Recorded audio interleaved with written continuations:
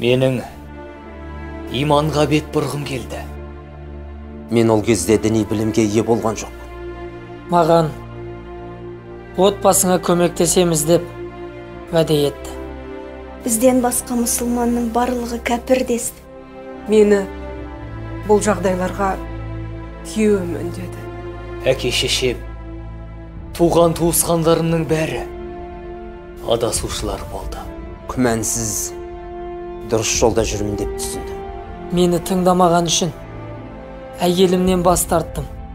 Анамның сөздеріне құлақ түрген жоқ. Мен жан дүнием қаламайтын әлемге түсіп қалып едім. Олардың айтқан сөздері өте агрессивті күйге түсірді. Мен бәрін құрбан еттім. Негізінде жасап жатқан іс-әрекеттеріміздің бәрі шариғатқа мүлдем қайшы еді. Қатты қорландым. Біздің жақсы тұрмысымыз бұзылды.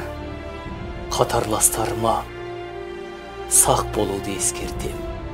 Біздің қателіктерімізді ешкім де қайталамас екен деймін. Нағыз ислам діні бейбітшіліктің жақтауы.